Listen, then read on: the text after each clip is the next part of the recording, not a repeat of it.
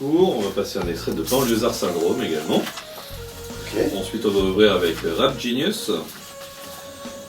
Ensuite, on entendra Droit d'asile, c'est pas mal non plus, paraît-il. Il fait 7 minutes, hein, Rap Genius, donc vous allez le mettre en entier? Non, je ne crois pas. Ah oui, oui, je ne crois pas. Mais bon, on fera les raccords ça, après, parce qu'on n'est pas en direct. On va pas forcément ah oui, tout d'accord. passer. Ah oui, oui. Faut couper juste après moi et avancer. Voilà, exactement. Je suis trop cher, je suis get busy. Voilà, vous allez entendre un extrait de Rap Genius. Droit d'asile, King of Cool. Et on va terminer par Happy End, parce que là encore, pour une fin d'émission, c'est plutôt pas mal. Voilà, est-ce que ça te va pour le petit essai de voix? Alors, pour moi, oui, pour D6. S'il vous plaît. Oui, test, micro, micro. Ghetto, rage, bitume, d'or, nord, caf, pitbull, tous les mots du ghetto. Le champ lexical de la rue, tant Ça te va? Fleur, s'il vous plaît. Bonjour madame, est-ce que vous m'entendez? C'est vrai, je n'ai même pas salué. Bonjour madame. Bonjour. Bonjour madame la réalisatrice. Voilà, vous pouvez appeler Laurence, hein, c'est pas... Laurence, d'accord. Laurence, Bonjour voilà. madame Laurence. Voilà.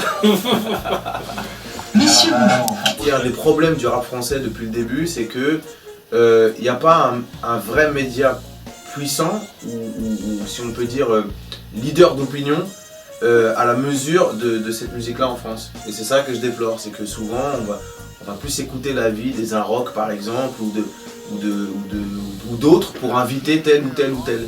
Et ça, je trouve ça dommage. Bonjour Fleur. Bonjour. Vous êtes cofondateur du journal Get Busy. Alors je ne sais pas si Get Busy va pouvoir devenir ce grand média de masse que DC's appelle de ses voeux. C'est votre ambition?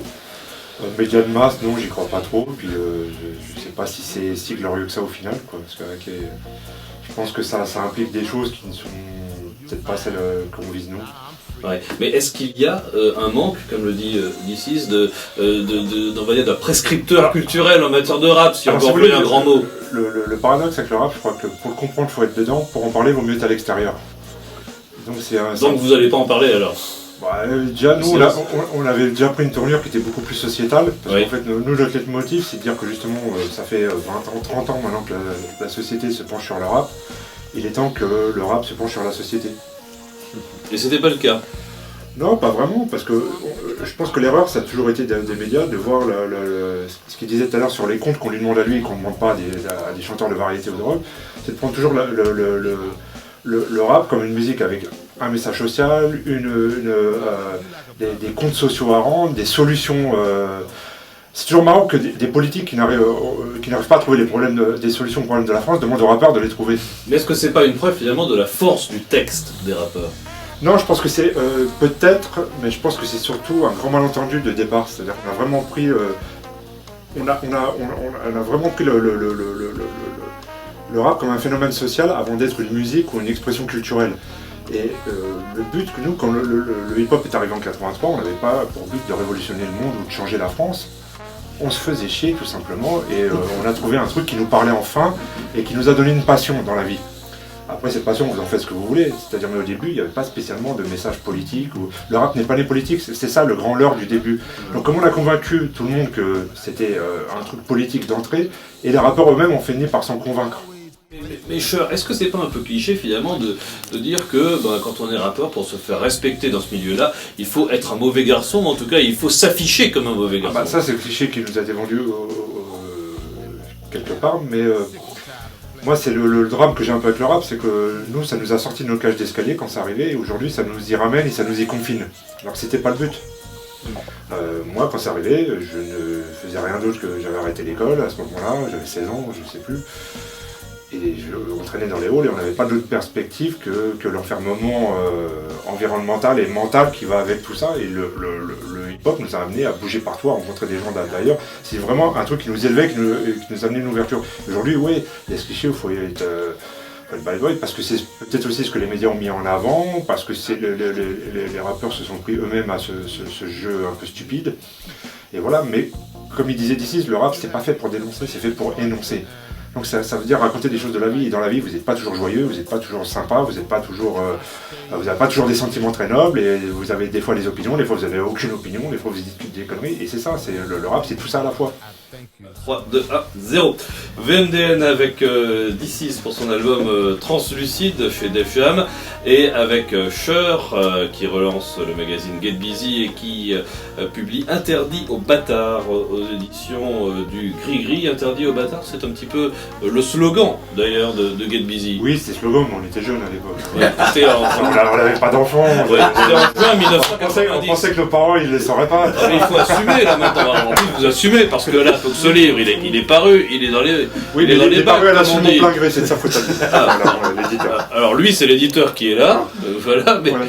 bon, alors Interdit aux bâtards, c'est quoi? C'est une compilation de C'est un recueil Ouais. de mes statuts, donc c'est quelque de part statuts un recueil de sur un pensées, réseau social d'humeur. très connu. Voilà. Voilà. De Marc, machin. Voilà. Et oui, donc c'est de 2008 à 2013 le recueil de mes statuts Facebook en fait. Oui. Et pourquoi est-ce que vous le rappez pas? Mais moi je suis pas rappeur moi. Vous préférez observer que rapper vous-même? Bah c'est pas ça, c'est qu'il y a assez de mauvais, il n'y a pas besoin d'en avoir un plus. J'étais meilleur à faire ça, donc... Bon. Mais vous pourriez écrire des textes pour D6? Non, je débrouille très bien tout seul. Ah mais non, mais pas des petites punchlines comme moi je l'ai lu et j'ai beaucoup ri, mais je n'ai pas que ri.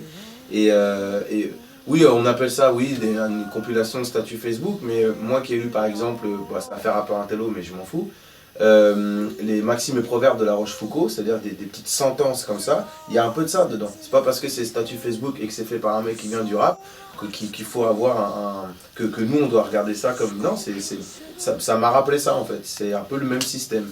Alors, Get Busy précisément, donc lancé en juin 90, Cher, c'est bien ça. Pourquoi est-ce que vous voulez le relancer aujourd'hui? Pourquoi est-ce que vous pensez que c'est le bon moment?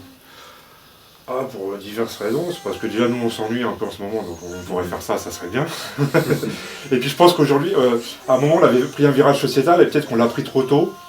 Et je pense que peut-être le lectorat n'a pas trop compris ou était encore dans des trucs de rap, machin. Et ce que je vous disais tout à l'heure, c'est-à-dire qu'il est temps pour nous de se pencher sur la société. Je pense qu'aujourd'hui, on arrive à un cycle où les gens sont beaucoup plus prêts à comprendre et à accepter ça, je pense. Oui, c'est-à-dire que le contenu du magazine va beaucoup évoluer, il n'aura rien à voir avec le contenu du magazine. Déjà, quand on avait ressorti Get Busy en kiosque, en vrai magazine, déjà entre-temps, j'ai fait Authentique, le magazine d'Entem, qui avait déjà pris cette tournure-là aussi.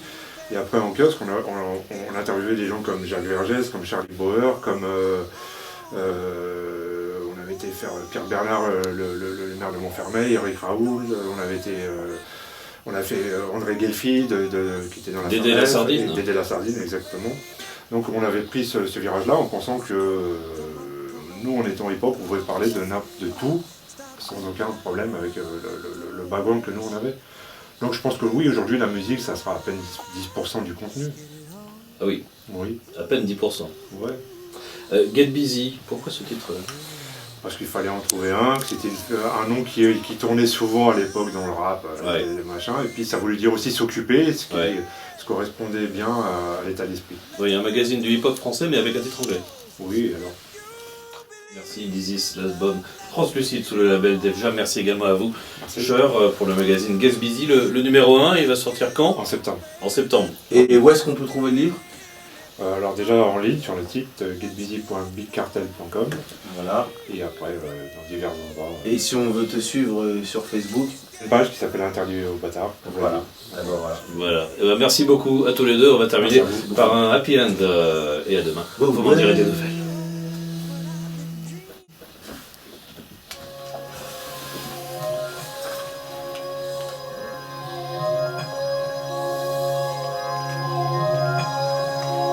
Grégory, il faut que tu dises à Cher qu'il ait ce réflexe. Ouais, ça c'est dur. C'est très très dur. Est-ce Qu'il qu'on fasse pourrait... sa promotion à la fin à Cher. Ah bon, ah oui, oui. Il est trop modeste en fait, c'est pour ça. I ain't gonna push. I won't push you, baby. Woo. Come on, come Merci on, beaucoup. come on. Merci à vous.